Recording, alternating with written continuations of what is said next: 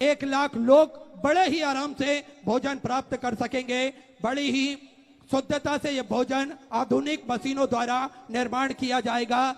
भाप के द्वारा यह भोजन निर्माण किया जाएगा। साथ में 251 कमरों की एक विशालतम धर्मशाला बनने जा रही है, जिसका निर्माण कार्य चालू हो चुका है। लगभग 12 से 13 हॉल इस धर्मशाला में बनेंगे। साथ में वो भक्त लगभग 300 से 400 भक्त एक हॉल में बड़े ही आराम से रुक सकेंगे और अपने जीवन को कृतार्थ में कर सकेंगे। बाबा के चरणों में वे नमन कर सकेंगे, बाबा का भजन वो उस धर्मशाला में कर सकेंगे। ऐसी सुंदर धर्मशाला बनवाई जा रही है। पूज्य गुरुदेव का आगमन हो चुका है। सुंदर गुरु वंदना, सुंदर गुरु भजन हम सभी श्रवण करेंगे। जय जय श्री राधे, हर हर महादेव, श्री शिवाय नमस्तुभ्यं।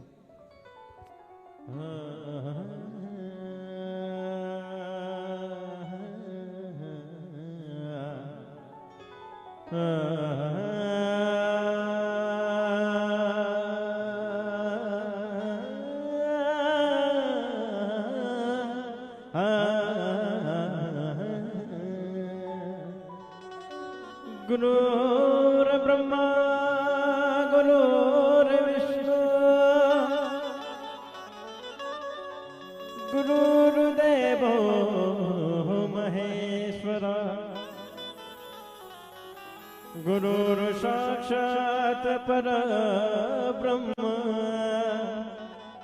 तस्मै श्री गुरुवे नमः।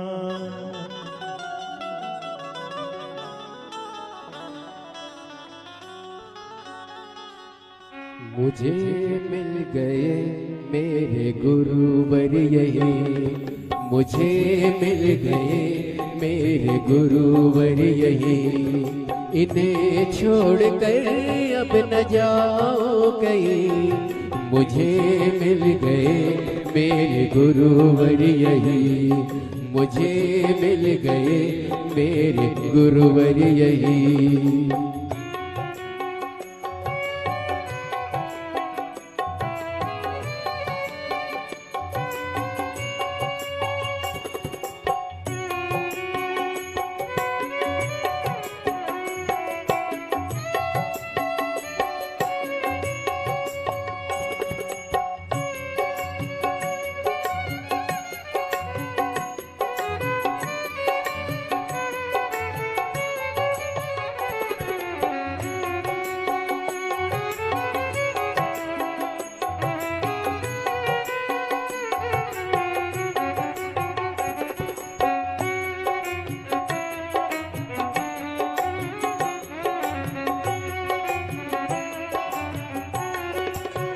हो इनकी अखियों से नूर झलकता, हो इनकी अखियों से नूर झलकता, इनकी वाणी से अमृत बरसता। हो इनकी अखियों से नूर झलकता, इनकी वाणी से अमृत बरसता। ऐसे संदेश ऐसे उपदेश सुने मैंने आज यही, मुझे मिल गए मेरे गुरुवर यही, मुझे मिल गए मेरे गुरुवर यही। बोली परम बुद्धि गुरुदेव की जय जय श्री राधे। सभी भक्तों को हर हर महादेव, सदा जैसे के साथ श्री शिवाय नमस्तुभ्यं।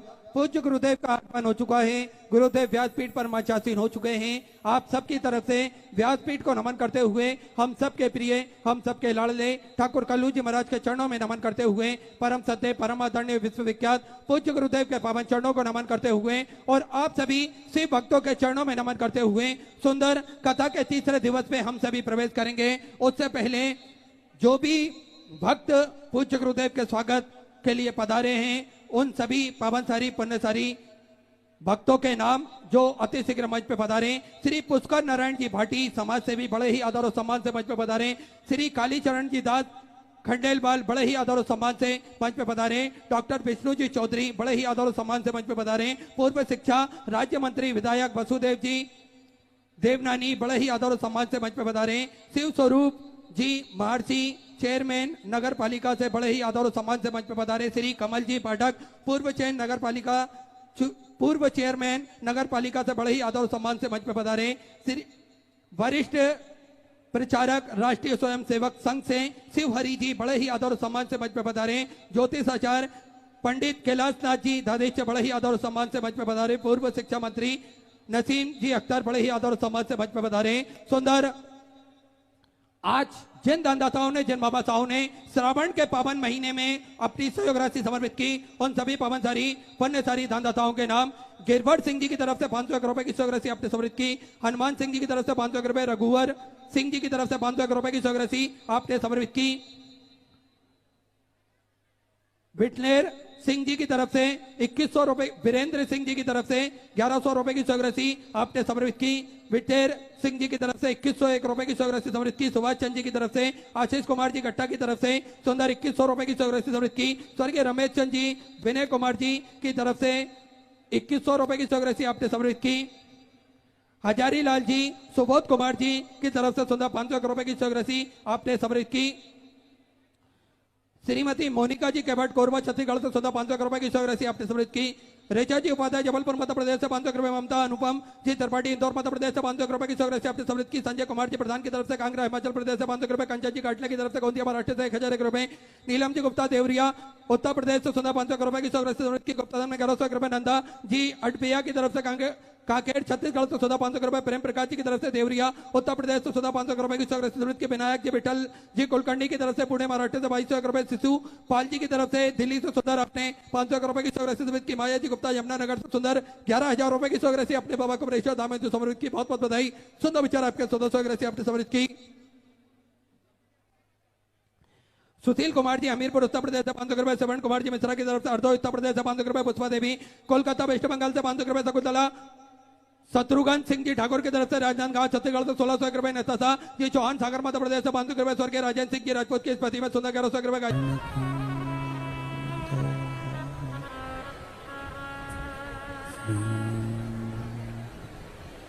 वल्लभान देश की श्री गोसाई जी परम दयाल की श्याम सुंदर श्री महारानी की काशी विश्वनाथ भगवान की गौरा महारानी की श्री गणेश जी महाराज की जय।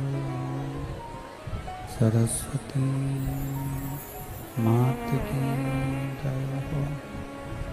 गणपति सरकार की जय। कुबेरेश्वर महादेव की जय। महाकालेश्वर भगवान की जय। ओंकारेश्वर भगवान की जय। श्री पुष्कर राज भगवान की जय। सावित्री माता की जय। गायत्री जय। संत सद्गुरुदेव गौ माता की जय। चिंता संतान हंतारो यत्पदानो रेणवा शयनं तनीचार्यानं प्रणमामि मुहुः। यदनुकृतो जन्तु वा सर्वदुःखातीतो भवेत् तमं सर्वदा वन्दे श्रीमद्वल्लभनन्दनम्। अज्ञानतिमिराघास्य ज्ञानजशलाकया चक्षुरुन्मीलितेन तस्मै श्रीगुरवे नमः। नमामि हृदयशेषे लीलाचरब्देशयनं लक्ष्मी सहस्रलाम्भिः सर्वमानं कलानिधिम्। चतुर्विश्व चतुर्विश्व चतुर्विश्व त्रिविस्तवा षड्जायते यशो पंचदा।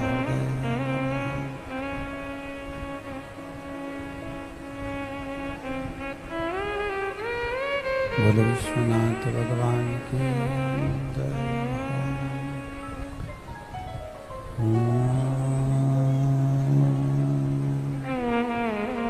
नमः शिवाय।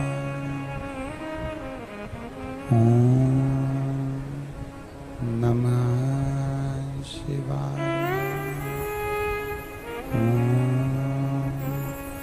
नमः शिवाय।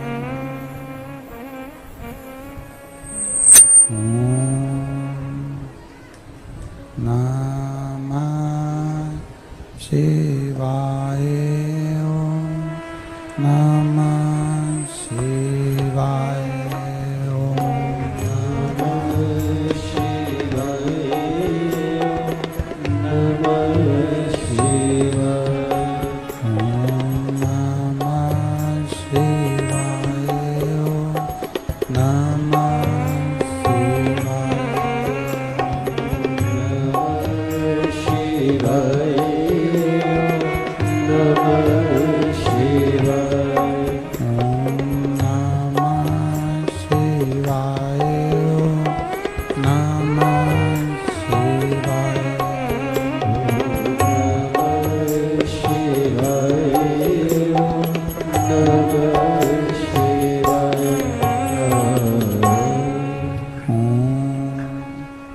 नमः शिवाय।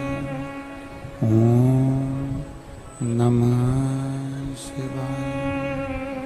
ओम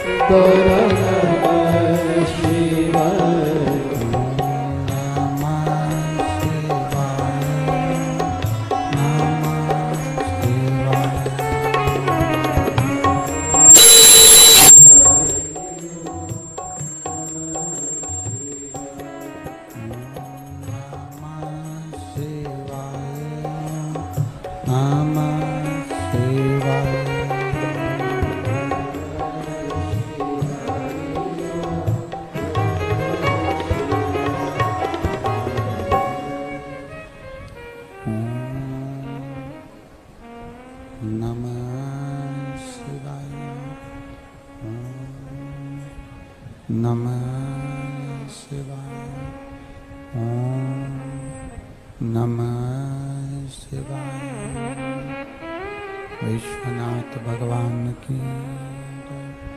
पुष्कर राज भगवान की जय। कुबरेश्वर महादेव की जय। हर हर महादेव। हर हर महादेव। हर हर महादेव। हर काशी विश्वनाथ ओगड़दानी त्रिकालदर्शी कैलाशी अविनाशी भगवान शिव, जिनकी पुनीत पावन शिव महापुराण की कथा संपूर्ण विश्व के कल्याण हेतु बाबा देवादिदेव महादेव की कृपा से श्रवण करने का सौभाग्य आप और हमको प्राप्त हुआ है। इनको दूर रखवाओ तो खुले। भगवान देवादिदेव महादेव भगवान शिव की कृपा से पुष्कर राज्य की पावन तीर्थ भूमि, जहाँ पर बैठकर आप और हमको शिव महापुराण की कथा श्रवण करने का सौभाग्य प्राप्त हुआ है। शिव की कृपा से, श्री ब्रह्मदेव की कृपा से कथा के मुख्य यजमान श्री कैलाश जी खंडेलवाल, श्रीमती चंद्रकांता जी खंडेलवाल, श्री अमित कुमार जी गुप्ता, श्रीमती कीर्ति ममोडिया, श्री राकेश जी खंडेलवाल, श्रीमती मोनिका जी खंडेलवाल इस पावन शिव महापुराण कथा के मुख्य यजमान का पद ग्रहण कर अपने जीवन को सार्थकता प्रदान करी है। अपने जीवन को एक सुख प्रदान करा है। बड़े सौभाग्यशाली हैं आप और हम सभी आस्था चैनल के जितने श्रोता भाई बहन हैं, जितने भी फेसबुक यूट्यूब पर कथा श्रवण करने वाले हैं और जितने इस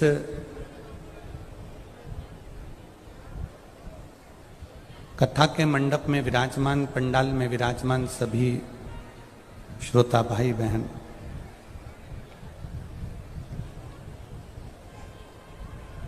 कभी कभी जीवन में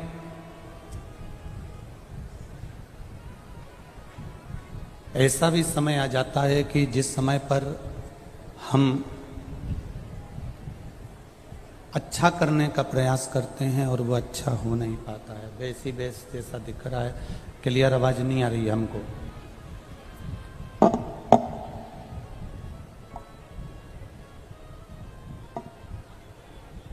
और शिव महापुराण की कथा कहती है, भगवान शंकर का चरित्र कहता है। ये बक्से चल रहा है सब?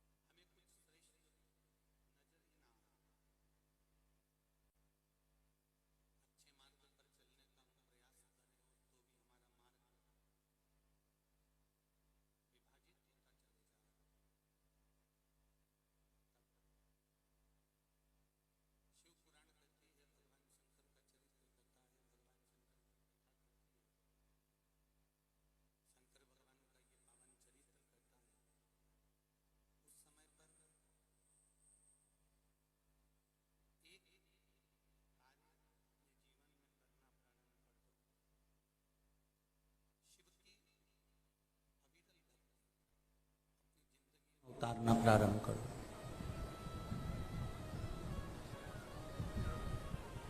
जो मंत्र शिव महापुराण के जो मूल मंत्र हैं, पंचाक्षर नमः शिवाय, षडाक्षर ओम नमः शिवाय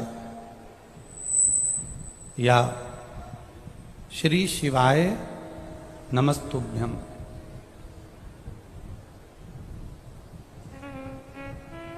ऐसे मंत्रों का स्मरण हम अपने मुख से करना प्रारंभ कर दें, हम अपनी वाणी से करना प्रारंभ कर दें।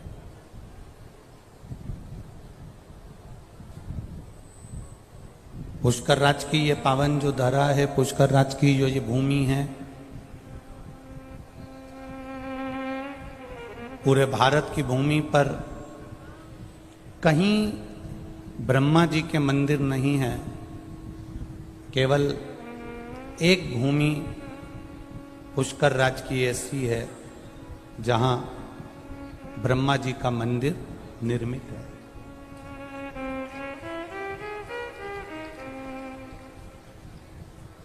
एक क्षण भर का क्रोध,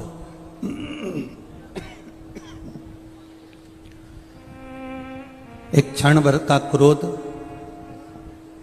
माता सरस्वती को आया और भैरव ने अपनी भैरवी का स्मरण कराया, तो वही सरस्वती सावित्री बनकर प्रकट हो जाती है और सावित्री बनकर ब्रह्मा जी को श्रापित कर देती है। एक बात अपने जिंदगी में उतार कर रखना कि जिससे तुमने विवाह करा है, जिसके साथ तुम्हारी शादी हुई है, जिसके साथ में तुम्हारा मंगल विवाह हुआ है, जिसके साथ तुम्हारी शादी हुई है, पाणी ग्रहण संस्कार हुआ है, विवाह हुआ है, वो प्रयास करती है कि कभी अपशब्द ना बोले।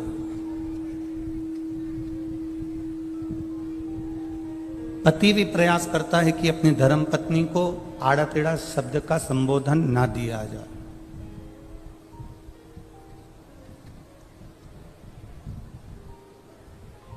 कोई ऐसा शब्द ना बोला जाए जिससे पति की वाणी का बुरा पत्नी को लगे या पत्नी की वाणी का बुरा पति को लगे। ऐसा कोई शब्द, ऐसा कोई संबोधन, ऐसी कोई वाणी पत्नी भी नहीं बोलना चाहती और पति भी नहीं बोलना चाहता।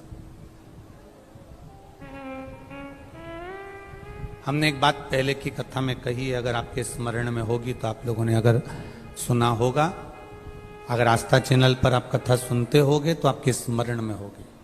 हमने पहले भी कथा में कहा, ना पति बुरा होता है, ना पत्नी बुरी होती है, ना सास बुरी होती है, ना बहू बुरी होती है, ना भाई बुरा होता है, ना देवरानी बुरी होती है, ना जेठ बुरा होता है, ना जेठानी बुरी होती है, ना हम बुरे होते हैं, ना हमारा रिश्तेदार बुरा होता है। एक समय ऐसा हो जाता है जो हर एक व्यक्ति से बुराई उत्पन्न करा देता है। उस समय को हमें टाल देना।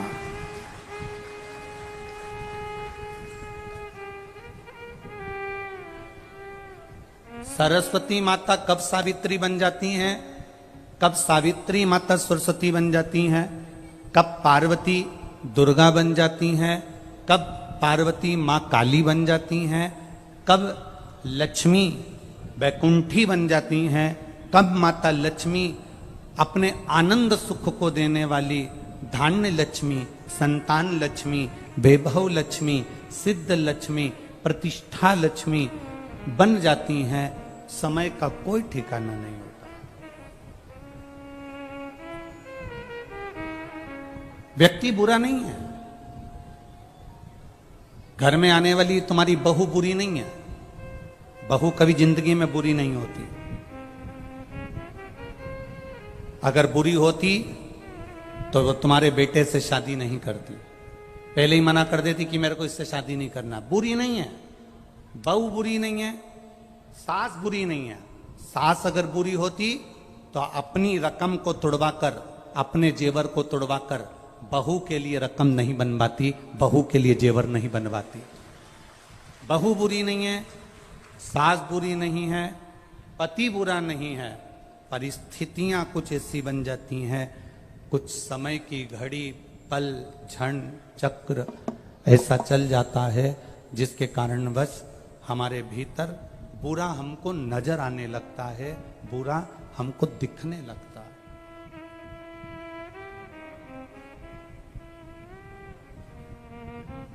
और जब हमको बुरा दिखने लगता है, जब हमको बुरा नजर आने लगता है, जब हमको बुरा सम्मुख में नजर आने लगता है, तो फिर हमारे यहां पर हमें अच्छा उसका बिल्कुल नजर ही नहीं आता। कुछ समय की गणना है।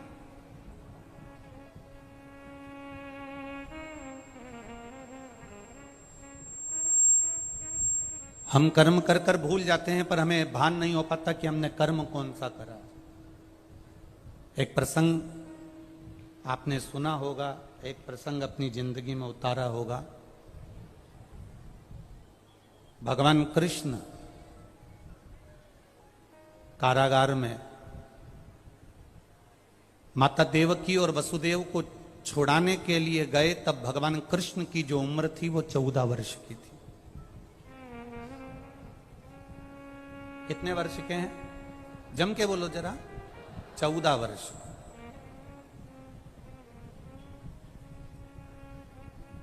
भगवान कृष्ण जब माता देवकी को छुड़ाने के लिए गए, वसुदेव जी को छुड़ाने के लिए गए, उस समय पर भगवान कृष्ण की उम्र 14 वर्ष की है। तो माता देवकी के जब कारागार से भगवान मुक्त कर रहे थे तो देवकी ने भगवान कृष्ण से पूछ लिया कि तू तो भगवान है,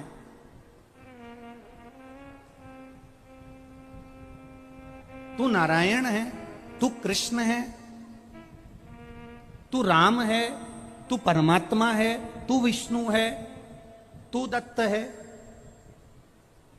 और तू नारायण होकर, परमात्मा होकर मुझे छुड़ाने में तू 14 साल लगा दिए और 14 साल के बाद तू मुझे छुड़ाने के लिए आ रहा है। कृष्ण, क्या 14 वर्ष के पहले तू मुझे छुड़ाने नहीं आ सकता था? देवकी माता ने अपने पुत्र कृष्ण से कहा कि 14 साल की तेरी आयु हो गई और 14 वर्ष के बाद तू मुझे छुड़ाने के लिए आया है। कृष्ण, क्या तू मुझे 14 साल के पहले छुड़ाने नहीं आ सकता था?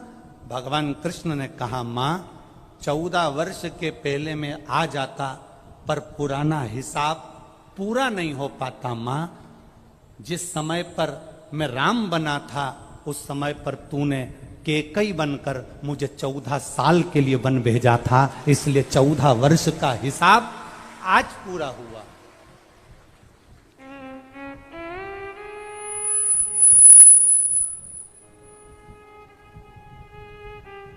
चौदह वर्ष का हिसाब आज पूरा हुआ है।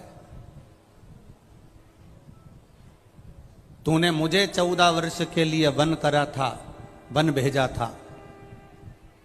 14 वर्ष मुझे वन में रहना पड़ा तो 14 साल तुमको कैद में रहना पड़ा।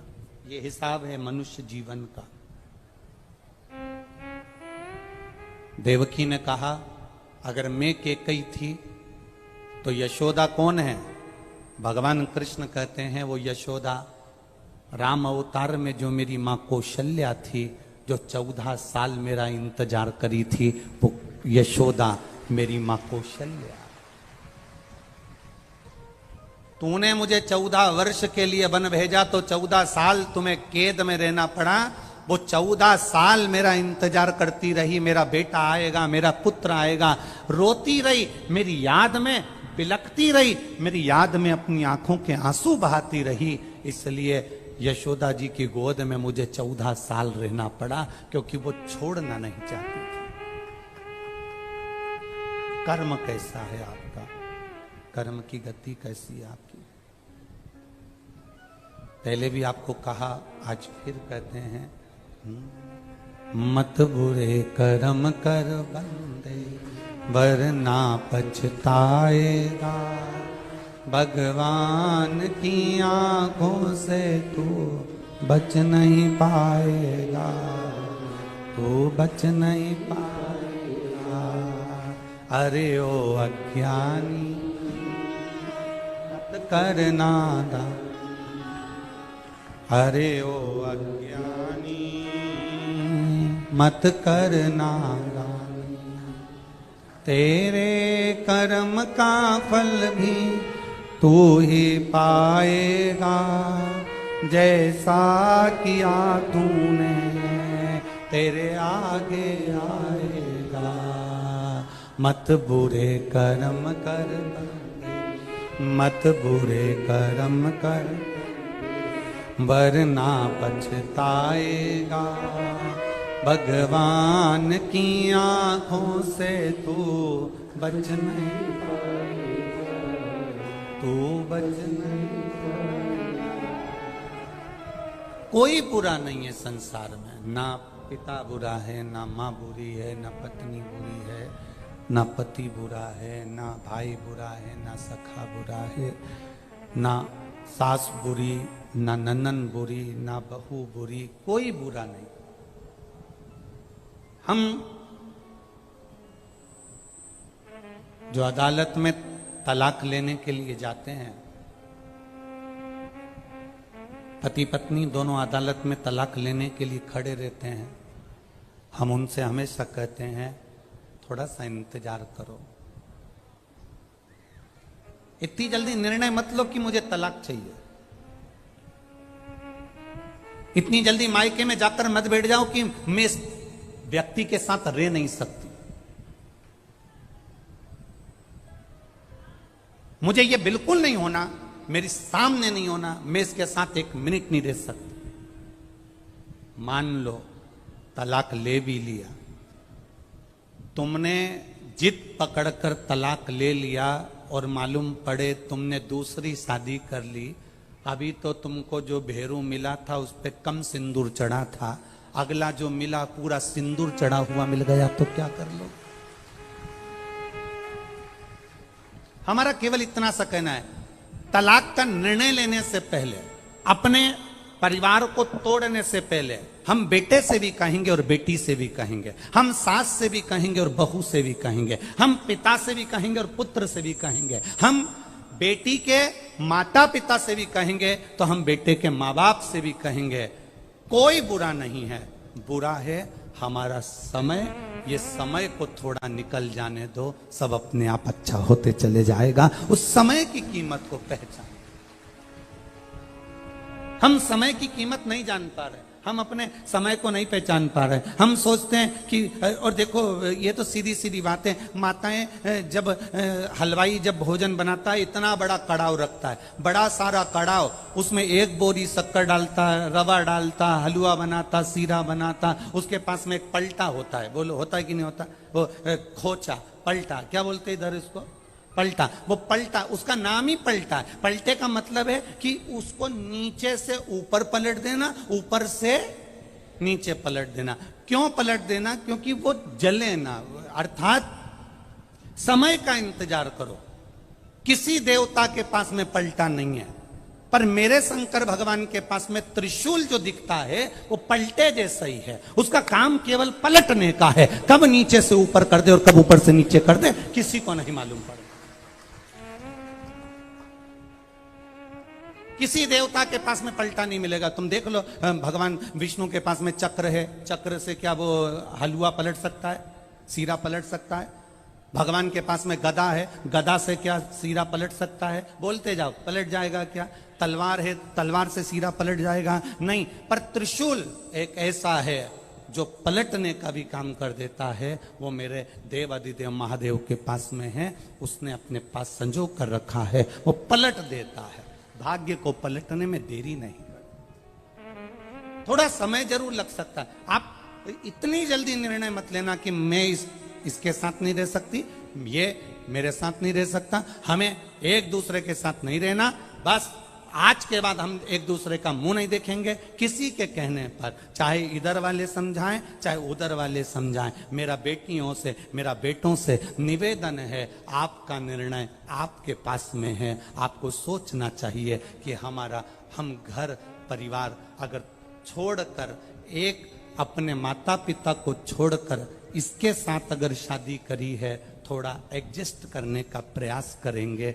जब नहीं होगा तब सोचा जाएगा। जब भी कोई निर्णय लेने का समय आए, तब अपने मन को शांत रखकर, शिव का नाम लेकर, ओघड़दानी को याद कर कर, उसका भजन कर कर, तब निर्णय लो कि मैं करूं ना करूं। और एक बात बहुत अच्छे से याद रखना, जब आप कोई निर्णय तक नहीं पहुंच पाओ, आपको भड़काने वाले ज्यादा मिलेंगे। रहने दे, अगर वो ऐसा करता है तो क्यों जा रही है तू उसके पास में, मत जा। नहीं बेटी, थोड़ा एडजस्ट कर। बेटी का मां कब तक एडजस्ट करूं? हर बार गाली दे देते हैं, अपशब्द कह देते, ताना दे देते हैं, हाथ उठा दे। सुन, शांति रख। एक बार फिर अच्छा बनकर उनको अच्छा बनाने का प्रयास कर। बेटा कह दे पत्नी ऐसी है, ऐसा बोल दिया, कोई बात नहीं, थोड़ा शांति रख। हाँ, अगर अपन निर्णय नहीं ले पा रहे तो फिर किसी अपने माता पिता के सामने बैठकर फिर विचार करना कि मैं निर्णय क्या लूं, माता पिता भी सही निर्णय नहीं ले पाए तो किसी सदगुरु के पास जाना। साधारण गुरु के पास मत जाना, नहीं तो वो कह देंगे कि तुम्हारी किस्मत में तो ये पति लिखा ही नहीं था, ये शादी जबरदस्ती हो गई, पत्रिका तो मिली ही नहीं थी, रिश्ता तो होना ही नहीं था, अब हो गया उसको क्या करें। ये तो मालूम है कि ये रिश्ता नहीं होना था, गुण नहीं मिला, ये नहीं मिला, वो नहीं मिला, अब हो गया, उसका करे तो करे क्या। ये सब बात पुरानी हो गई। किसी सदगुरु के पास जाना, वो गुरु जिसने कभी किसी के संबंध को विच्छेदित नहीं हुआ, उस गुरु के पास जाना और गुरु के पास जाकर फिर बैठकर कहना। होता है कभी कभी अपना मोबाइल का फंक्शन अपने ही हाथ से गड़बड़ हो जाता है, अपने से नहीं सुधरता। सुधरता है क्या कभी कभी? तुम्हारी उम्र 75 वर्ष की हो गई, तुमने भले कितना भी कमाया हो, कितने भी लोग तुम्हारा कहना मानते हो, पर कभी कभी तुम्हारा मोबाइल 75 साल के तुम हो गए फिर भी तुम्हारा मोबाइल तुम सुधार नहीं पाते, तो क्या कहते हो? 15 साल का पोता, उसको आवाज लगाओगे, ए भानु इधर आ। हाँ दादाजी, अरे हमारा मोबाइल में ना जाने क्या हो गया, देख तो जरा। और भानु ने 15 साल का छोरा ने हाथ में मोबाइल लिया, कर पुरा के दादाजी के दिया, दादाजी चालू हो गया। दादाजी ने कहा मैं 75 साल का, मुझे मोबाइल सही करना नहीं आए और ये 15 साल का सही कर जाए। कभी कभी अपना मोबाइल अपने से ठीक नहीं होता। तुम ये मत सोचना कि तुम बहुत उम्र वाले हो गए, हमने कोई धूप में बाल सफेद नहीं करे, हमने कोई ऐसा नहीं करा, इतनी अकड़ में मत रहना कि कभी कभी 75 साल वाले का भी मोबाइल 15 साल का छोरा सही कर जाता है। वो स्मरण रखना अपने पास। कभी कभी घर के छोटे भी अच्छा निर्णय दे जाते हैं, कभी कभी घर के बच्चे भी अच्छा निर्णय दे जाते हैं।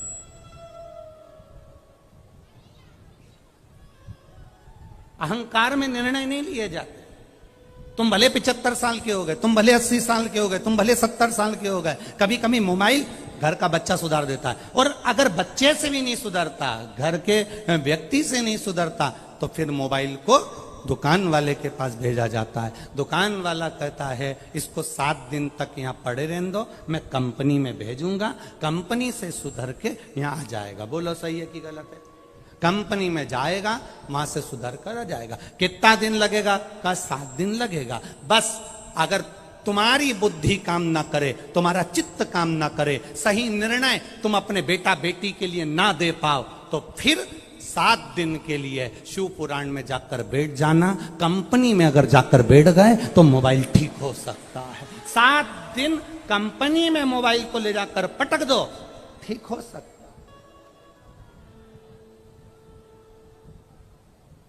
शिव पुराण मोबाइल सही करने की दुकान और पुष्कर राज कंपनी। अब 2 ही चीज एक ही जगह मिल गई तो तुम तो सुधर आए हो, फिर तो क्या सोच रहा हो? अब उसमें तुम्हारा को सोचने की जरूरत है क्या? यहाँ देखो बहुत अच्छा एक हम कहना चाहेंगे, जिन 1999 में हमने जब पहली कथा गीताबाई पारस सर ने जब करवाई थी, तो वो गीताबाई पारस सर इसी पुष्कर की रहने वाली और इन्हीं ब्राह्मण परिवारों में से थी जो हमारे सीहोर रह रही। और यहाँ कई ब्राह्मण पुरोहित परिवार ऐसे होंगे जिनकी वो रिश्तेदार भी लगती होगी। किनकी रिश्तेदार? खड़े होना जरा आप लोगों के। ये इन लोगों के रिश्ते में भी है। और कल हमारे वो पुरोहित जी हमको जो दर्शन कराने गए, उनके भी रिश्ते में है। ये एक सहज वाली बात है। तो हमारे को तो हम ये कहेंगे कि हम यहाँ कथा करने के लिए अगर आए हैं तो हमको तो ऐसा लगता है कि हमारे परिवार में ब्रह्मा जी ने नहीं, यहाँ ब्राह्मणों ने कहीं ब्रह्मा जी से कहा होगा, तो यहाँ शंकर जी की कथा यहाँ हो रही। ये शिव तत्व है, ये शंकर की उदाहरण। पुष्करणी ब्राह्मण गीताबाई पारस सर पुष्कर की रहने वाली थी, जिन्होंने पहली कथा का स्मरण करा।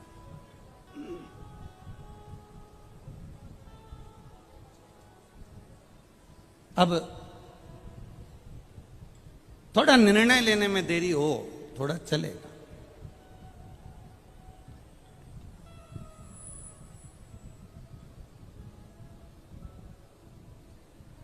कल एक पत्र आया था, उस पत्र में किसी बहन ने लिखा था कि ब्राह्मण, संत, गुरु, साधु, सन्यासी, इनको तो माया से मतलब नहीं होना चाहिए, पैसे से मतलब नहीं होना चाहिए, फिर ये धन क्यों लेते हैं, पैसा क्यों लेते हैं?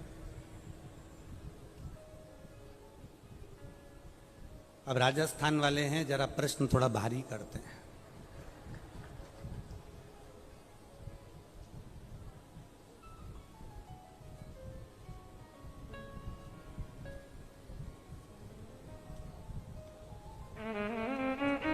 डट के तो घी खाते हैं।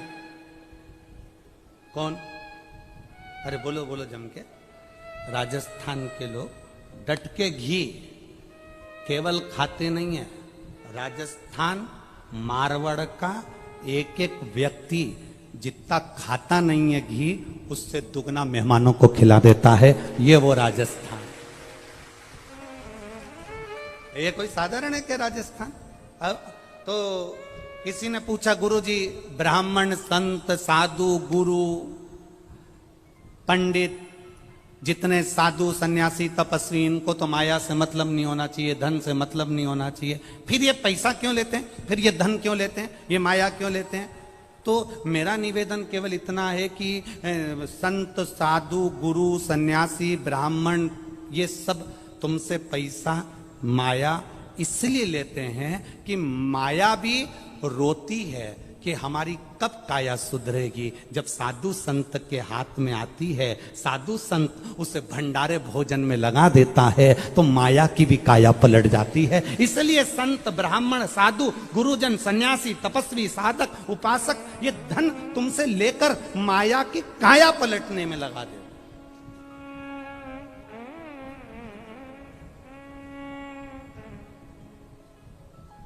आप करो भगवान का भजन, मना नहीं, आप करो शिव का स्मरण, मना नहीं, आप करो शंकर की भक्ति, मना नहीं, पर उसमें कभी कभी ऐसा होता है कि काया पलटने के लिए एक बार जलंधर एक बार जिनकी पत्नी वृंदा भगवान नारायण की उपासक, एक बार जलंधर जा रहा था और जलंधर जाते जाते माता पार्वती जी को कैलाश के ऊपर देख लिया जलंधर ने। अब माँ तो माँ बड़ी सुंदर, हमने पहले भी कथा में कहा, जितनी सुंदर बहू नहीं होती उससे दुगनी सुंदर सास होती है। Old is gold. हम पहले भी कथा में कहे हैं, बहू को तैयार होने में 2 घंटे लग जाते हैं, सास को बस तीज का व्रत, सास का भी बहू का भी, बहू का तीज का व्रत, बहू 2 घंटे में तैयार हो रही, बाल धोएगी, झड़ाएगी, तैयार होगी, चोटी करेगी, खजूर वाली चोटी बांधेगी, चूड़ला, फिर पायल, फिर लहंगा, फिर चोली, फिर चूनर, फिर गजरा गजरा ना जाने ये सब लगाएगी। और सास, बहू कह रही मम्मी तुम कब तैयार होगी? इतने में मम्मी बोल रही बहू तू तैयार हो जा, मैं तो तुरंत हो जा। पूजन का समय मम्मी तुम भी तैयार हो जा। बहू 4 बजे से तैयार होने में पिली, तब जाके 7 बजे भी पूरी तैयार नहीं हो पाई। सास ने कहा हो गई, बस अब भी आई, अब भी तुरंत कमरे में गई, आधा घंटा फिर निकल गया, 7:30 बज गई और सास स्नान करी, अंदर गई, 2 मिनट में चोटी करी, एक साड़ी उसने अपनी पुरानी निकाली और पटला पटली लगा के जो सास पहन के बाहर आई, इतने में तो बहू की जान जल गई। डोकरी के देखे तो सरी कई सुंदर लग रही है, ऐसे सुंदर, गजब। कारण क्या है? क्रीम की चमक 6 महीने रहती है, 4 दिन रहती है, 8 दिन रहती है, 4 साल 5 साल रहती है, पर सास जो भगवान की भक्ति में डूबी रहती है, अच्छे कर्म की चमक जिंदगी भर रहती है। उसको जरूरत नहीं है बहुत साज और श्रृंगार करने की, उसको बिल्कुल जरूरत नहीं है, वो बस अपनी मस्ती में रहती है। गई अंदर, और कभी कभी तो उसको अगर लाली लगाना भी नहीं आती ना, तो उसमें से ऐसे लेके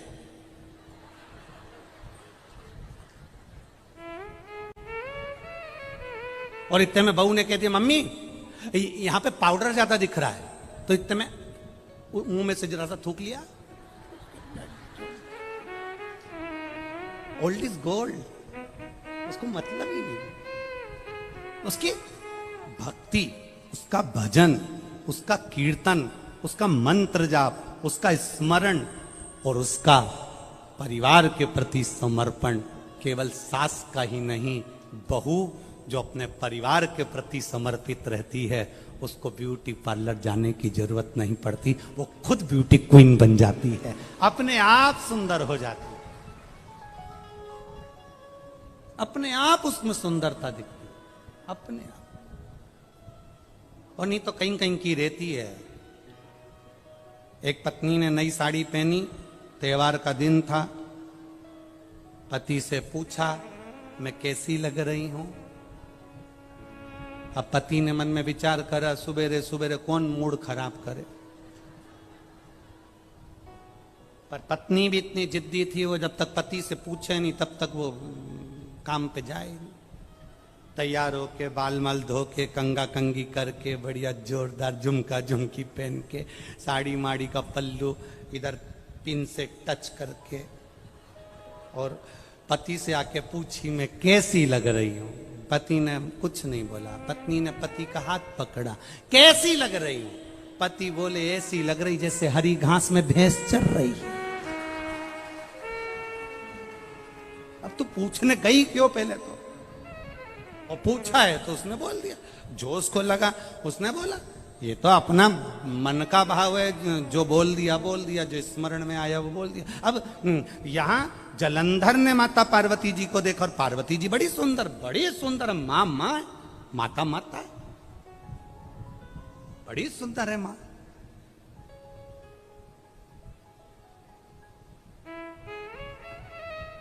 जालंधर ने देखा कि पार्वती जी बड़ी सुंदर हैं। अब जालंधर ने मन में विचार करा कि कुछ भी हो पार्वती को मैं अपनी पत्नी बनाऊंगा।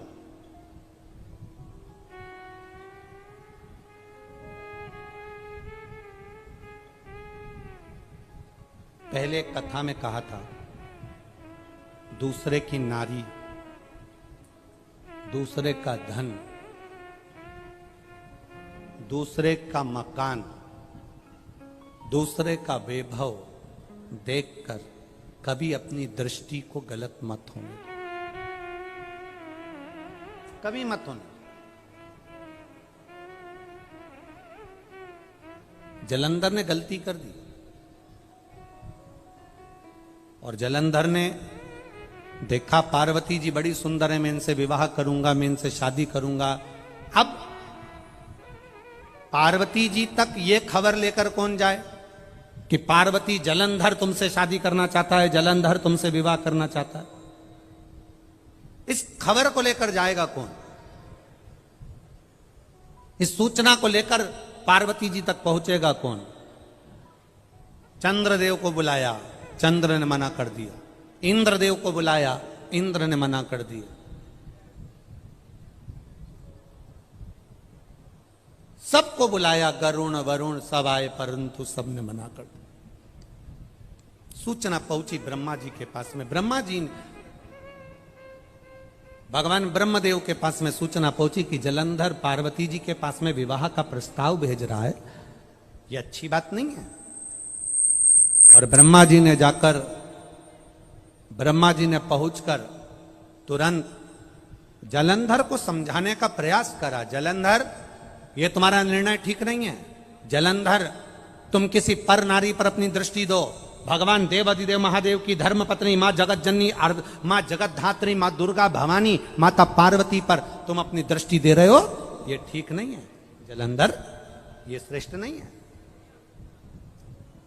ब्रह्मा जी का काम था समझाने का, समझा रहे, पर जालंधर मानने को तो तैयार हो। कभी कभी ऐसा हो जाता है, बेटी को समझाया जाए तो नहीं मानती, बेटे को समझाया जाए तो नहीं मानता, सास को समझाया जाए तुम चुप हो जाओ, नहीं मानती। ससुर को समझाया जाए तुम चुप हो जाओ, नहीं मानते।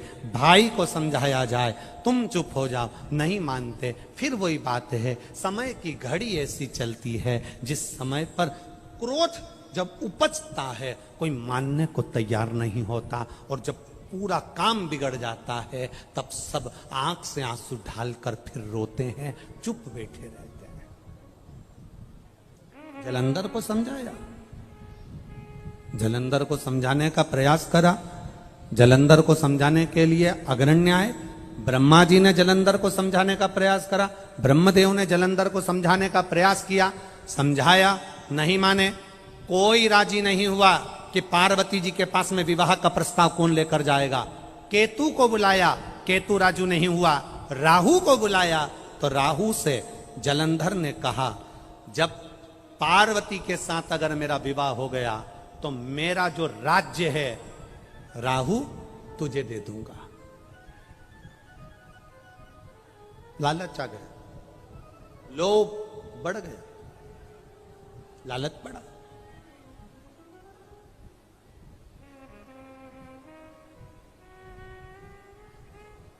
जब लोभ बढ़ता है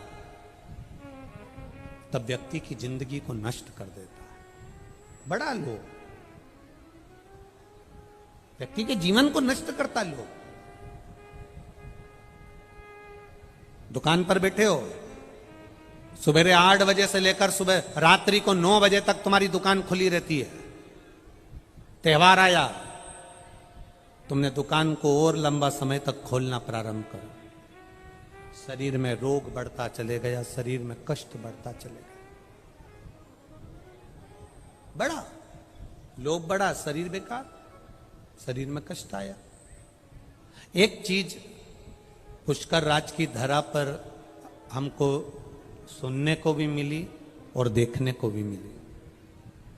इतनी कथा करने के लिए सारे भारत की भूमि पर, देश में, प्रदेश में जहां जहां लोग बुलाते हैं वहां वहां जाते हैं।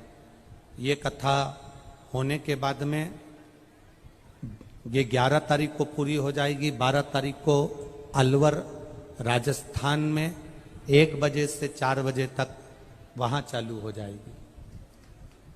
अलवर की भूमि पर चालू हो जाएगी। पर एक चीज देखने को मिली पुष्कर राज में, जब परसों के दिन पानी आया, कल रात्रि को फिर पानी आया और खूब पानी गिरा, तो बड़ा सुनकर बड़ा अच्छा लगा।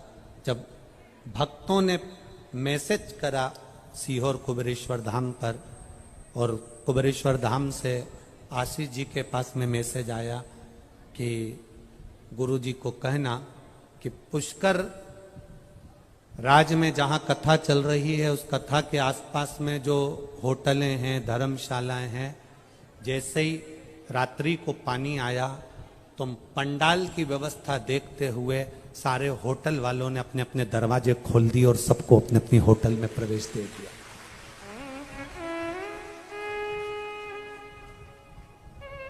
उसमें लिखा, किसी होटल वाले ने शंकर के भक्त से 1 रुपया नहीं लिया और उन्होंने कहा पानी आ रहा है, आप अंदर जाके सो जाओ। एसी के रूम खोल दिए। मैं प्रणाम करता हूं पुष्कर राज के ऐसे भक्तों को, दंडवत प्रणाम करता हूं, आपकी भक्ति को नमन करता हूं। साधुता है। कोई होता है जब इतना पानी गिर रहा है, इतने सारे भगत आ रहे हैं, तो लोग उसका फायदा उठाते हैं, लोग उसका फायदा उठाते हैं। और धन्य है पुष्कर राज की ये पावन धरा, और धन्य है राजस्थान के निवासी, आपको दंडवत प्रणाम है जिन्होंने इतनी सेवा कर। साधु है, आपको साधु बात। बोल पुष्कर राज भगवान की। साधुता है आपको, बहुत बहुत साधु। होटल, अटारी, महल, संपदा, सत्ता, वैभव सब यहीं छूट जाना है, पर इतने शंकर के भक्तों के लिए आपने जो व्यवस्था करी है, इतने शंकर के भक्तों को जो आप पानी पिला रहे हो, भोजन करा रहे हो, या किसी न किसी रूप में इनकी सेवा कर रहे हो, खाली नहीं जाएगा। तुम्हारी सेवा का फल मेरा महादेव 3 महीने में लौटा कर जाएगा, निश्चित। वो सहज नहीं है महाराज। बोल बम का नारा है, बोल बम का नारा है। सहज नहीं है मेरा महादेव, सरल नहीं है मेरा महादेव, हिसाब पूरा रखता है।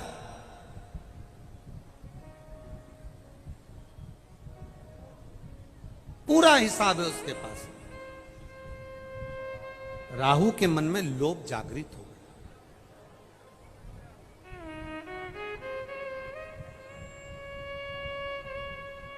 अब बहुत ज्यादा लोभ विनाश का कारण बन जाता है, बहुत ज्यादा लोभ। और राहु के हृदय में जब लोभ जागृत हो गया, राहु के हृदय में जब लोभ आ गया, क्योंकि जलंधर ने कहा कि राहु, अगर पार्वती से मेरी शादी हो गई, पार्वती से मेरा विवाह हो गया, तो मेरा जो राज्य है, जलंधर कह रहा है, मैं पूरा राज्य तुमको दे दूंगा।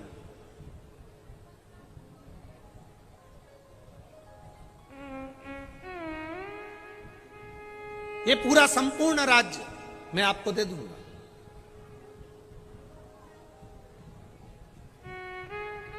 राहु ने कहा ठीक है, यदि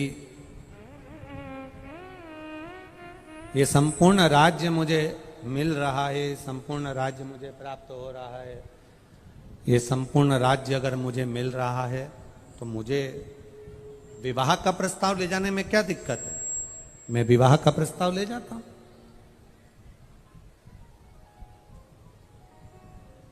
और विवाह का प्रस्ताव राहु लेकर चला। देव अधिदेव महादेव समाधि में लीन थे। पार्वती मैया देव अधिदेव महादेव के लिए सुंदर पुष्प के आंकड़े, सुंदर आनंद से आंकड़े के पुष्प की माला पार्वती जी तैयार कर रही थी। और इतने में राहु प्रवेश कर गया। राहु आया और राहु ने कहा, पार्वती जी, जलंधर आपको बहुत ज्यादा स्नेह करते हैं, जलंधर आपको बहुत ज्यादा प्रेम करते हैं।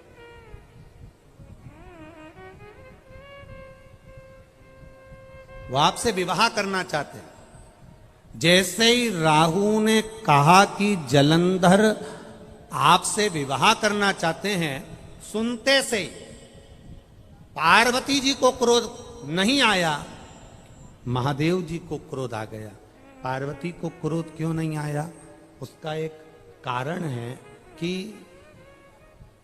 अगर नारी अपने पति के साथ मार्ग से जा रही हो, महाराज, नारी अगर मार्ग से अपने पति के साथ जा रही हो और पत्नी को कोई अपशब्द कहे, तो क्रोध पत्नी में कम आकर पति में क्रोध ज्यादा आना चाहिए कि मेरी अर्धांगिनी मेरे साथ जा रही है और मेरे साथ मेरी अर्धांगिनी, बेस कम कर बाबू, मेरी अर्धांगिनी मेरे साथ में जा रही है। और उसको अपशब्द कहा गया, उसको ताना दिया गया, उसको आड़ा टेढ़ा कहा गया, उसको अपशब्द बोला गया।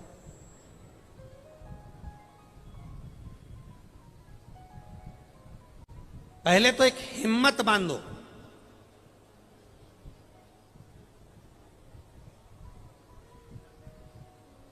पहले एक हिम्मत बांधी है कि नारी, लोग कहते हैं कि अबला होती है, लोग कहते हैं नारी कमजोर होती है, पर शिव महापुराण ने एक बार भी नहीं कहा कि नारी अबला होती है, कि नारी कमजोर होती है। जब जब देवताओं पर भी आफत आती है तो माता पार्वती चंडी बनकर टूटमान हो जाती है। नारी ना कभी अबला होती है और ना नारी कभी कमजोर होती है।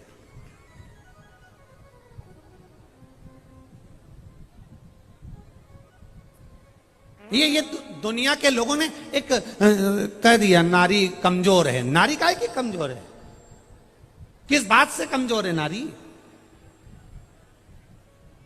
हमने पहले भी कथा में कहा, कोई विधर्मी आपको निगाह उठाकर नहीं देख सकता। अगर आप स्वयं अगर पद्मावती और झांसी की रानी हो तो दुनिया में किसी की सामर्थ्यता नहीं, कोई आपको निगाह उठाकर देख लिया। आप में वो बल होना चाहिए, आप में वो सामर्थ्यता होना चाहिए। कैसे? कोई देख ले भला, कोई किसी पर कोई कमेंट्स कर दे भला, कोई किसी को शब्द बोल दे भला, नहीं। पार्वती मैया को क्रोध नहीं आया, पर देव अधिदेव महादेव को क्रोध आ गया। पार्वती जी ने केवल राहु को घूर कर देखा, एक टकटकी लगाकर राहु को पार्वती जी ने घूर कर देखा। उतनी देर में तो पार्वती जी के देखते से ही राहु की आंख में से आंसू टपकना प्रारंभ हो गए। जरा विचार करना, अगर कोई कुछ कह दे तुमसे और स्त्री मात्र अगर घूर के देख ले तो अच्छे अच्छे के पसीने छूट जाते हैं, वो नारी हुआ करती है, वो नारी हुआ करती है।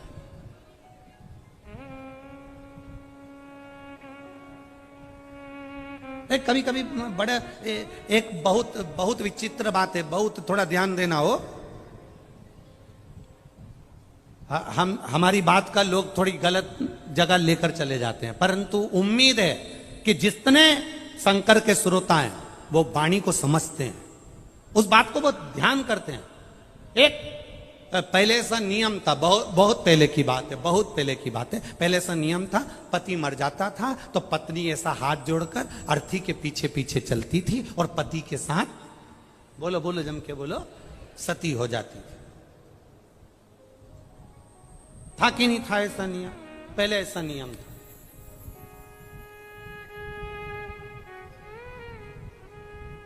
अब एक पति ने अपनी पत्नी से कहा कि पत्नी स्त्री नारी कमजोर होती है, तो नारी ने अपने पति से कहा, नारी बराबर दुनिया में कोई बलवान नहीं हो सकता। जब एक नारी अपने बच्चे को जन्म देती है तब उसका दूसरा जन्म होता है, वो मौत के मुंह से भी वापस लौट कर आती है अपनी औलाद को जिलाने के लिए, अपनी औलाद को जीवित रखने के लिए मौत के घाट से वापस लौट कर आती है। जितना बल नारी में होता है उतना बल पुरुष में नहीं।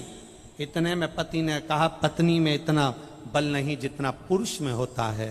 पत्नी ने कहा, ठीक है। जब पति प्राण छोड़ता है, मरता है, तो जलती हुई चिता में जिंदा नारी बैठती है, उसमें उतना बल होता है। अब एक बार कोई पति को, अभी तक नारी सती होती थी, किसी को सता होता हुआ बता दो।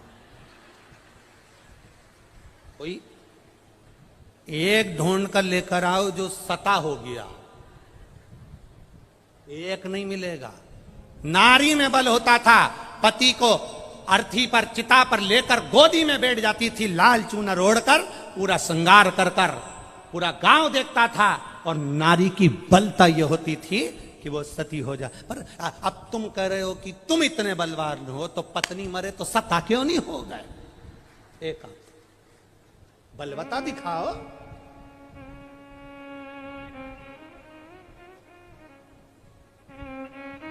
स्त्री कमजोर नहीं है, नारी कमजोर नहीं है। आज की बेटियों को देखकर, आज की नवयुवक पीढ़ी को देखकर, आज की बेटियों को देखकर तो हृदय से कहूंगा, मेरी बेटियां अब कमजोर नहीं हैं। अब भले कुछ भी हो, बेटियां कदम से कदम मिलकर चलना जानती है।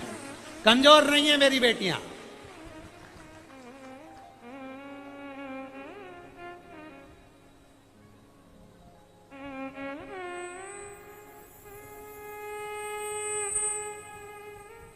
कदम से कदम मिलाकर चलना जानती है। अब पार्वती जी ने केवल राहु को देखा और राहु की आंख में से आंसू बहने लगे। भगवान शंकर को क्रोध आ गया।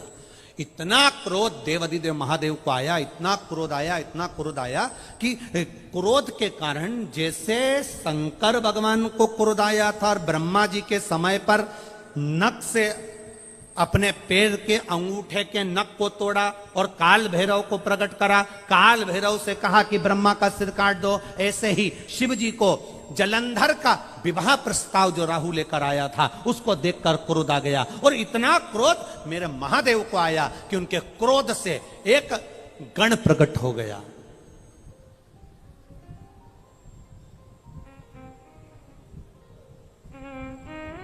एक गण प्रकट हो गया जिसका नाम था कीर्तिमुख।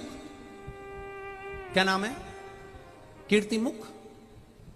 एक गण प्रकट हुआ। गण ने पूछा मैं कौन? शंकर भगवान कहते हैं जैसे मैंने काल भैरव को प्रकट करा था, तू किसी भैरव से कम नहीं है, तू किसी भैरव से कम नहीं है।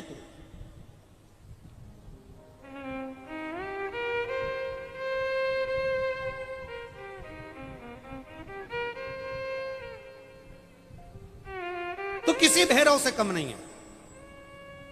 जा, मेरे प्रकट होने का कारण क्या है? शंकर भगवान ने कहा राहु को खजा, जा इस राहु को खा ले।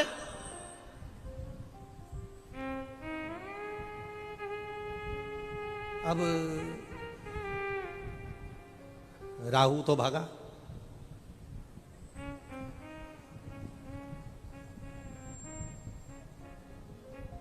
ये जो शादी के बीच में जो होते हैं ना, लड़का लड़की के बीच में जो होते हैं, रिश्तेदारों के बीच में जो होते हैं, थोड़ा सा भी संबंध खराब होता है ना तो सबसे वाले बीच में जो रहते हैं सबसे पहले भागते। जिनने कराई थी शादी, जिनने कराई शादी, कोई के मामा जी ने कराई, कोई के मौसा जी ने कराई, कोई के काका जी ने कराई, कि हमारा परिचित था उसने कराई, और जैसे ही संबंध बिगड़ा, लड़का लड़की के बीच में संबंध बिगड़ा, अदालत में बात पहुंची तो जो बीच वाला है ना सबसे पहले पीछे हट जाता है। वो कभी नहीं कहता कि मैं तुम्हारा साथ दूंगा। अब क्या करें साहब, हमने तो अच्छा ही देखा था, हमने तो बताया था, देख लो, तुमने ही नहीं देखा तो हम क्या करें? हमको क्या मालूम था कि लड़की ऐसी होगी, हमको क्या मालूम था कि लड़का ऐसा होगा। बीच वाला भाग जाता। राहु भागा। जलंधर और पार्वती के विवाह प्रस्ताव को जो लेकर आया था वो राहु भागा। अब पीछे पीछे कीर्तिमुख भागता गया। भागते भागते राहु जलंधर के पास पहुंचा। मेरे प्राण कैसे बचेंगे? जलंधर ने कहा यहां से जा, अगर मुझे देख लिया तो मुझे खा जाएगा, चल यहां से। जलंधर ने भी भगा दिया। भागते भागते सब दूर गया। ब्रह्मा जी के पास में गया, इंद्र के पास गया, नारायण के पास गया, सब दूर जाकर आया, पर उसके प्राण बचाने वाला कोई नहीं था।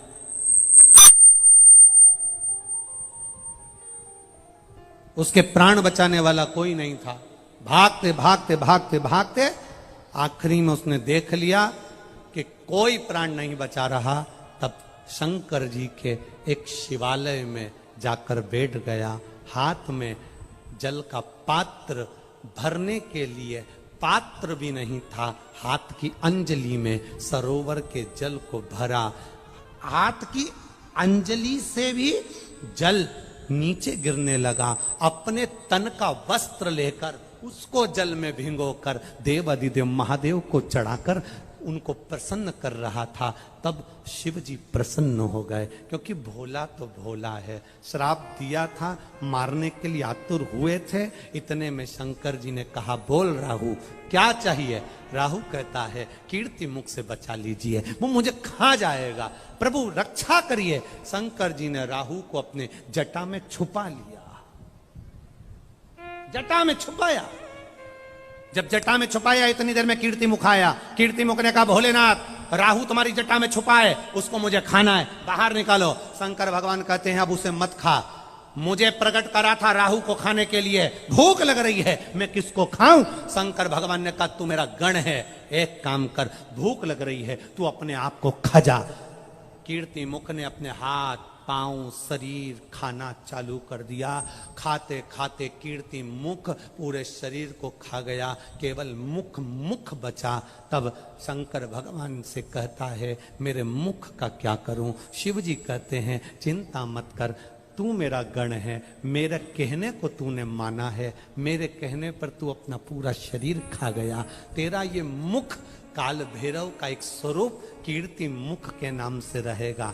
पूरे मृत्यु लोक में जितने देवालय, जितने शिवालय, जितने मंदिर रहेंगे, उस मंदिर के गेट पर तेरा मुख लगाया जाएगा। कभी भी आपने एक मुख मंदिर के गेट पर देखा होगा? जीवान बाहर निकली है, भयंकर सा मुख है। किसी किसी मंदिर में तुमने देखा होगा दरवाजे पर बिल्कुल बीच में लगा हुआ वो मुख नजर आता है। वो शंकर भगवान ने जिसको प्रकट करा था वो कीर्ति मुख था। शिव जी ने कहा सुन कीर्ति मुख, तू काल भैरव का स्वरूप रहेगा, तू भैरव का स्वरूप रहेगा। मंदिर में, देवालय में, शिवालय में दरवाजे पर तू बैठा रहेगा, चौखट पर तू बैठा रहेगा। जो शिवालय के अंदर जल चढ़ाने के लिए प्रवेश करेगा उसके अंदर जितना दुख होगा, जितनी तकलीफ होगी, जितना कष्ट होगा, जितनी बीमारी होगी, जितना रोग होगा, जो शंकर के मंदिर में एक लोटा जल लेकर प्रवेश करेगा, भरे हुए पात्र को जब तू देखेगा तेरी दृष्टि उस पात्र पर पड़ेगी, और जो अंदर प्रवेश करेगा उसको कितनी भी बड़ी बीमारी हो उसको तुझे खा जाना है, उस बीमारी को तुझे निगल जाना है। बस कीर्ति मुख का काम इतना है कि जल चढ़ाने वाले के दुख को, जल चढ़ाने वाले की तकलीफ को, जल चढ़ाने वाले की बीमारी को कीर्ति मुख उसको निगल जाता है, कीर्ति मुख उसको खा जाता है, उस बीमारी को समाप्त कर दे। कई लोग कहते गुरुजी ये आप कहते हो शंकर जी के मंदिर जाया करो, एक लोटा जल चढ़ाया करो, एक बेलपत्री का सेवन करा करो, इससे होता क्या है? इससे लोगों की बीमारियां समाप्त हो रही। इतने पत्र आते हैं, इतने लेटर आते हैं, ये जितने पत्र आते हैं हम सब यहीं छोड़ कर जाते हैं। आपके जितने जिसको अगर संशय हो इन पत्रों को पढ़ना, और इनके ऊपर इनका mobile number, address, phone number सब लिखा, इनके घर चले जाओ। जिनको संशय हो वो जरूर जाए इनके घर पर। एक पत्र आया देखिए,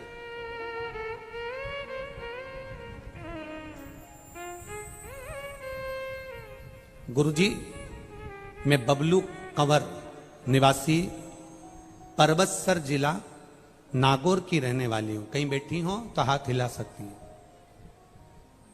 बबलू कंवर निवासी परबतसर जिला नागौर की रहने वाली हूं। कहीं बैठी हो तो अपना हाथ हिला सकती हैं। कहीं पर भी बैठी हो दोनों हाथ हिला सकती हैं अपने। कहीं दिखे तो हाथ ऐसा जरूर हिलाएं एक बार। मैं बबलू कंवर निवासी परबतसर जिला नागौर की रहने वाली। पिछली सालासर कथा में आप राजस्थान के सालासर में आए थे। आप कहते हो पंडाल में बैठकर कथा सुनते समय जो मांगते हो वो मिलता है। मैं भी अपने नागौर जिले से आई और मैंने सोचा चलो सालासर जी में महाराज कहता है तो अपन मांग कर देखें। पिछली सालासर की कथा में मनोकामना लेकर आई थी और बाबा ने मेरी मनोकामना पूरी करी। मेरे जवाईसा की नौकरी की मनोकामना लेके आई थी गुरुदेव, बाबा ने पूर्ण करी। मेरे जवाईसा 5 मई 2023 को रेलवे में उनकी नौकरी लग गई, इसलिए मैं यहां प्रणाम करने के लिए आई। शिव उदारता क्या है? आप अगर शंकर के मंदिर जा रहे हो, आप शिव महापुराण की कथा में पहुंच रहे हो, हाँ हम ये मानते हैं। कोई कह रहा था गुरुजी ये पुष्कर का मेला लगता है, बहुत लाखों लोग आते हैं, पर इतनी भीड़ आ जाएगी, ये पुष्कर मेले का ग्राउंड छोटा पड़ जाएगा, ये कभी सोचा नहीं था, ऐसा अनुभव नहीं सोचा था। हम कह रहे हैं आए हो आप, कथा में पहुंचे हो आप, पंडाल में बैठे हो आप, केवल पंडाल में नहीं बैठे हो। जितने दिन तक शिव महापुराण की कथा जिस भूमि पर होती है वो भूमि भूमि नहीं रहती। मेरा कैलाश शंकर भगवान उतर कर उस भूमि पर आ जाता है और वर प्रदान कर कर जाता है। एक पत्र और आया है देखिए।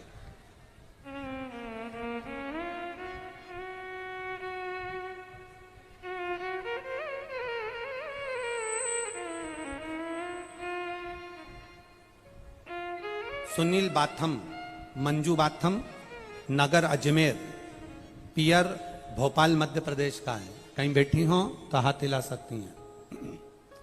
सुनील बाथम, मंजू बाथम, नगरा अजमेर, कहीं बैठी हो तो हाथ हिला सकती हैं। दिख गई क्या?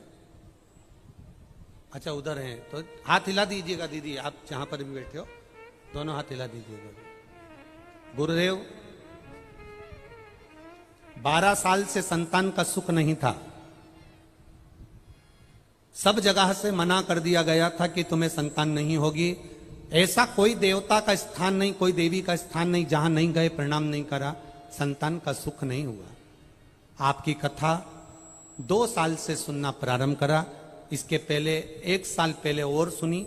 ऐसे 3 से 3.5 वर्ष कथा का स्मरण किया। पहली बार जब कथा सुनी 3 वर्ष पहले, तब बाबा की कृपा से टीवी के सामने बैठकर वर मांगा कि बाबा 12 साल हो गए, संतान का सुख नहीं, कृपा करना। शिव की करुणा का हम क्या वर्णन करें बाबा। गुरुजी 12 साल के बाद मेरे भोलेनाथ ने सफेद आंकड़े का प्रयोग करा तो मेरे घर में बेटे का जन्म हुआ। मेरे बेटे को मैं यहाँ प्रणाम करने के लिए लेकर आई हूँ। 12 वर्ष के बाद संतान का सुख दिया है, जिसका फोटो में लगा रही हूँ। बच्चा आया है क्या साथ में? उनके साथ अगर बच्चा आया हो तो आस्था चैनल वाले टीवी पर दिखा देना। अब इतनी दूर से बच्चा कैसे आएगा यहाँ, तो टीवी पर दिखा दो उसको। बच्चा आया हो तो उसको गोदी में ले लो माँ। 12 वर्ष के बाद बच्चे का फोटो आप टीवी पर जो फोटो लगाया है उसका भी स्मरण कर सकते। 12 वर्ष के बाद। और महाराज खाली ना जाता कोई दर से तुम्हारे, खाली ना जाता दर से तुम्हारे, मैं भी खड़ा हूं नंगे बाण, अपने हृदय लगा लो, लगा लो, गिरा जा रहा उठा लो, उठा। आपकी भक्ति का बल बढ़ा लो, आपके स्मरण का बल बढ़ा लो। जो मंदिर के अंदर जाए, जो 1 लोटा जल चढ़ाने के लिए जाए, जो शिवालय में प्रवेश कर जाए, 1 लोटा जल जो महादेव को समर्पित करने के लिए जाए, शिव कथा कहती है कीर्ति मुख, तो उस चौखट पर भैरव के रूप में विराजमान होना और उसके दुख को तू खा जाना, उसकी तकलीफ को तू निकाल लेना, उसके बीमारी को तू समाप्त कर देना। बस मंदिर की चौखट, लोग कहते हैं मंदिर जाने से क्या फायदा होता है, मंदिर में प्रवेश करने से क्या होता है, मंदिर के अंदर जाने से क्या होता है, शिवालय में जाने से क्या होता है, शंकर के मंदिर में प्रवेश करने से क्या होता है। उसका एक फल है, आप मंदिर के अंदर पांव रखकर देखो तो, आप भीतर प्रवेश कर कर देखो तो। कई लोग कहेंगे हमारे पुष्कर में कथा हो रही है, हमारे पुष्कर में कथा हो रही है।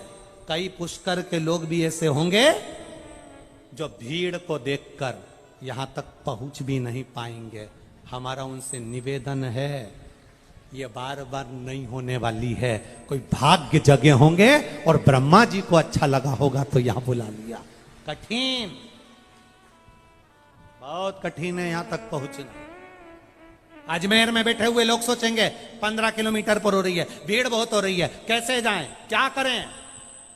कुछ तो होगा शिव पुराण में जो ये जयपुर से, बीकानेर से, फलोदी से, राजस्थान में ना जाने कहां कहां से, पंजाब, हरियाणा, ऐसी ना जाने कहां कहां से यहाँ है।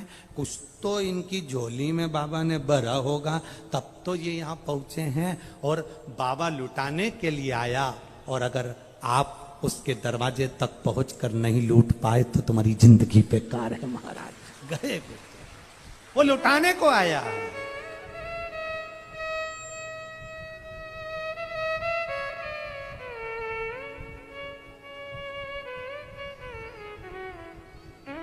वो लुटा रहा।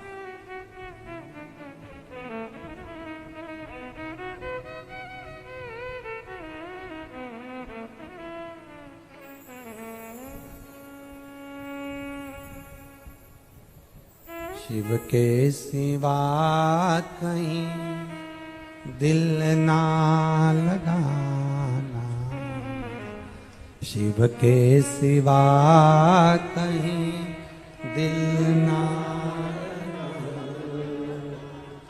वरना पड़ेगा तुझे आंसू बहाना, वरना पड़ेगा तुझे आंसू बहाना, शिव के सिवा कहीं दिल ना लगाना, शिव के सिवा कहीं दिल ना लगाना, शिव के सिवा कहीं दिल ना लगाना, शिव के सिवा कहीं दिल ना लगाना,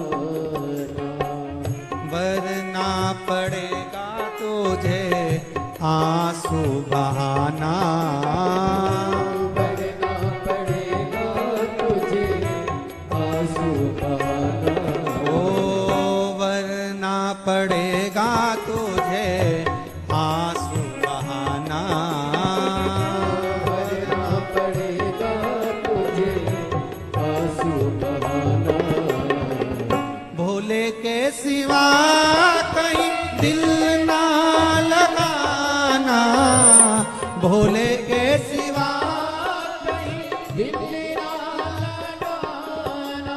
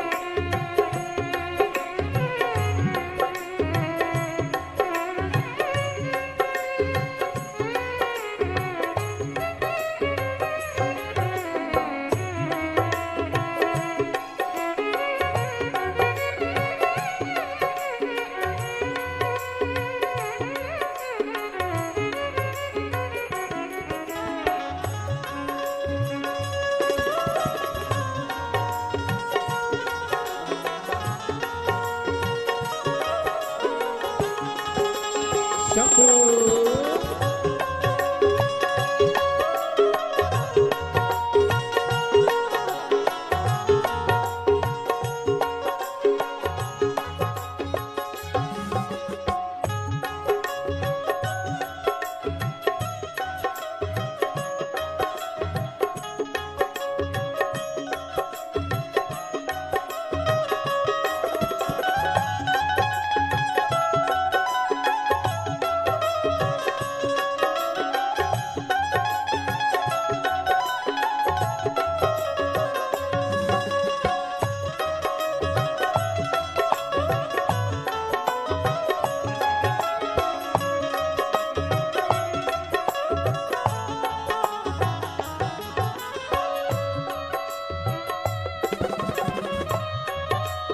हरि बोल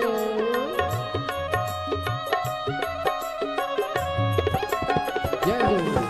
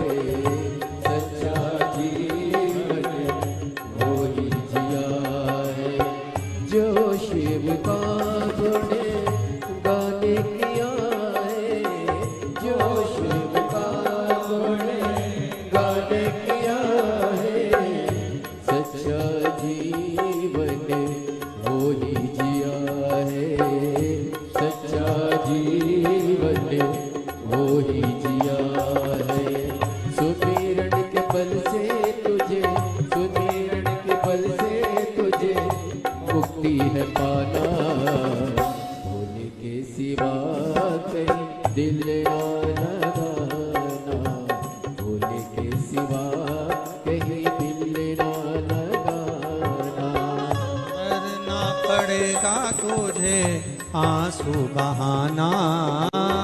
करना पड़ेगा तुझे आंसू बहाना। भोले के सिवा कहीं दिल ना लगाना, भोले के सिवा कहीं दिल ना लगाना।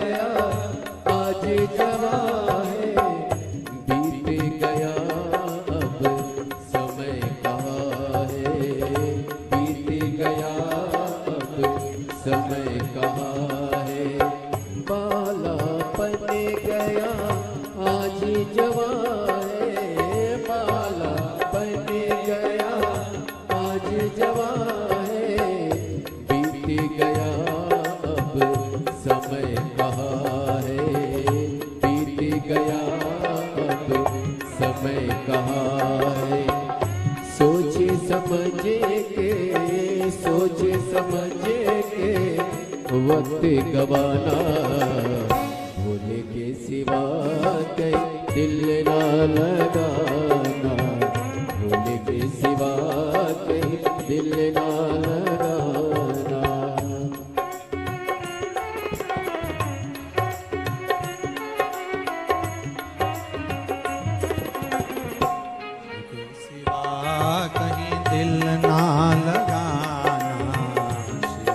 सिवा कहीं दिल ना लगाना।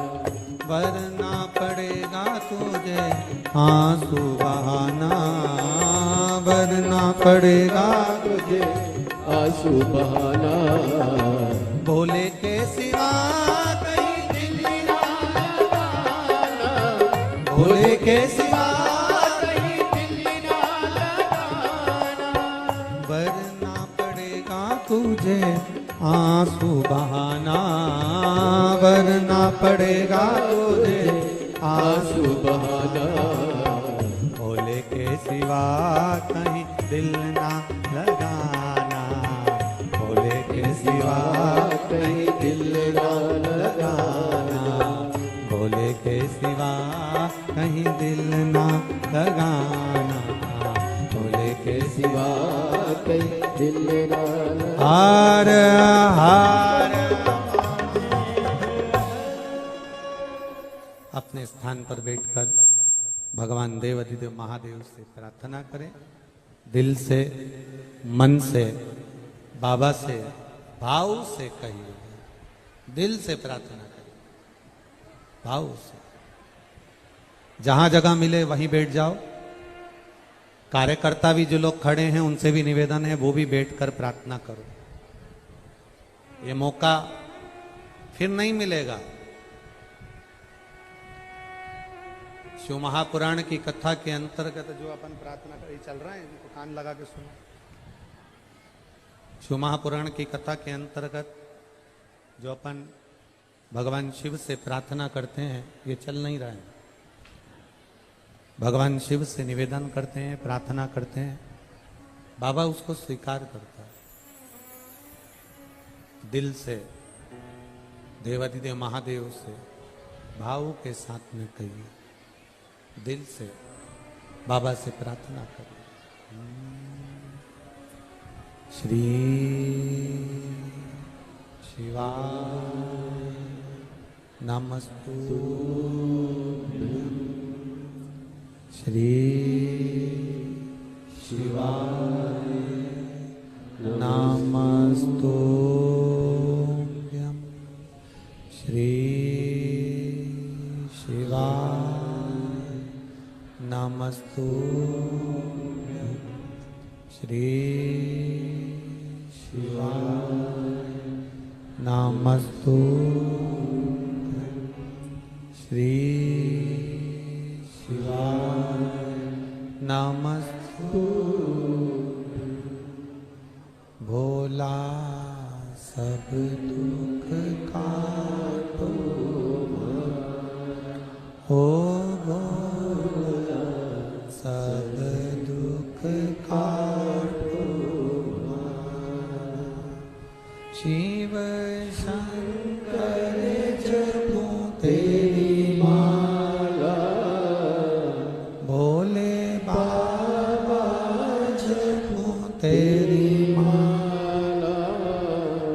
भोला सब दुख काटो, ओ भोला सब दुख काटो। वेश मंगल मंगलकारी, वेश मंगल मंगलकारी। शमशान वासी हमारा, शमशान वासी हमारा। भोला सब दुख काटो मारा, ओ भोला सब दुख काटो। भगवान शिव से करी गई प्रार्थना खाली नहीं जाती। जिन माता ने के यहाँ पर 12 साल बाद बच्चा हुआ, जो कथा सुन रही थी, 2 साल का बेटा जिनका लेकर वो यहाँ आई हैं, लाओ लाओ ले आओ, जोरदार ताली बजाओ एक बार बाबा के कृपा।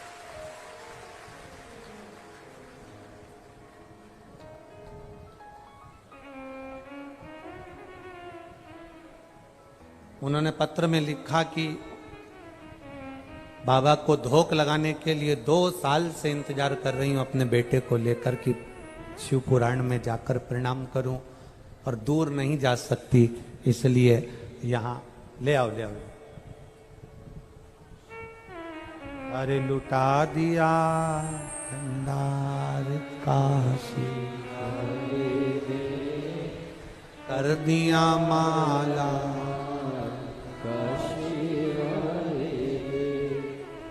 लुटा दिया, हाँ लुटा दिया, लुटा दिया, हाँ अरे लुटा दिया भंडार काशी वाले। जोरदार ताली बजाएं। 12 वर्ष के बाद बाबा ने जो दिया, अब रोइए मत, अब तो खुश होइए, शिव की कृपा हुई है।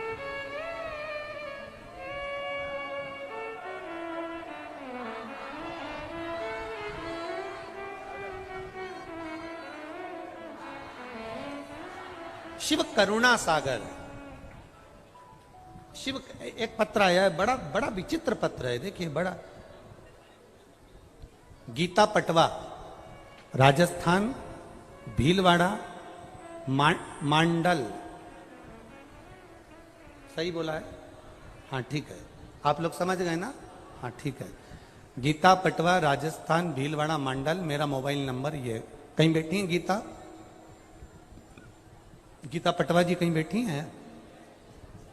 अच्छा हाथ हिलाइए। गीता पटवा जी आई हैं? हाँ। मैं भोले बाबा का क्या बखान करूं गुरुदेव, जितना करूं उतना कम है। मेरे बाबा ने मुझे दूसरा जन्म दिया। मेरी जीभ में एक गठान हो गई थी, वो गठान धीरे धीरे बढ़ती हुई बहुत मोटी हो गई थी, जिसका डॉक्टर को चेकअप कराया तो उन्होंने ऑपरेशन का बोल दिया। गठान कैंसर की थी, डॉक्टर ने कहा इसका ऑपरेशन होगा, थेरेपी होगी और ये जरूरी है। किसी ने कहा कि आस्था चैनल पर कथा आती है और वो सीहोर वाला महाराज करता है, शिव पुराण आती है, सुना करो। आपकी कथा सुनना प्रारंभ करी। आपने कहा शंकर जी पे 1 लोटा जल चढ़ाओ, कुंदकेश्वर महादेव के नाम से उनसे विनती करो और वो जल पियो, बेलपत्री खाओ। हमने डॉक्टर को दिखाया तो डॉक्टर ने ऑपरेशन का बोल दिया। परिवार वाले बोले मां ऑपरेशन कराओ। हमने कहा ऑपरेशन नहीं कराकर थोड़े दिन बेलपत्र खाकर देखते हैं, जल पीकर देखते हैं। गुरुदेव बाबा का हम क्या वर्णन करें, कैंसर की गठान थी और जल पिया, बेलपत्र खाई, मुख से हम कुछ खा नहीं सकते थे क्योंकि गठान मोटी थी जीवान पर, तो केवल पीस कर भोजन लेते थे, पीस कर ही सारा कार्य करते थे। बाबा की कृपा, जब बेलपत्री खाई, पानी पिया, बाबा पर चढ़ा हुआ, आज बाबा की कृपा से मेरा पूरा कैंसर समाप्त हो गया। मैं पूरी बोल सकती हूं और खूब बोल सकती हूं, मैं सब कुछ खा सकती हूं और बाबा आपके सामने बैठी हूं। ठीक हो? दोनों हाथ हिला दो एक बार, हर हर महादेव। डॉक्टर भी आश्चर्य में है कि ये कैंसर समाप्त कैसे हो सकता है। शिव तत्व है औघड़ी। बैठिए बहन, हर हर महादेव। शिव भक्ति है। आप जितना भगवान शंकर का गुणगान करेंगे, आप जितना भगवान शिव से प्रार्थना करेंगे, आप जितना शिव के मंदिर में जाना शुरू करेंगे, हम फिर कहेंगे शंकर भगवान के मंदिर के गेट पर उनके गण मणिभद्र वीरभद्र रहते हैं, पर ऊपर तुम्हारे दुख का हरण करने वाला, तुम्हारे कष्ट का हरण करने वाला, तुम्हारी बीमारी को भी नोच लेने वाला, तुम्हारे तकलीफों को खींच लेने वाला, तुम जब जल का पात्र लेकर अंदर प्रवेश करते हो तब वो तुम्हारे दुख को खींच लेता है, खींचता है। अच्छा, किसी ने एक बार प्रश्न करा कि गुरुजी ये बताओ आप कहते हो कि भगवान के मंदिर में जब हम प्रवेश करते हैं तो काल भैरव, कीर्ति मुख, भगवान के गण हमारे दुख को खींच लेते हैं, ऐसा कभी होता है क्या? हम उनसे निवेदन करना चाहेंगे, ये बारिश का जो पानी गिरता है ऊपर पानी जाता कैसे है?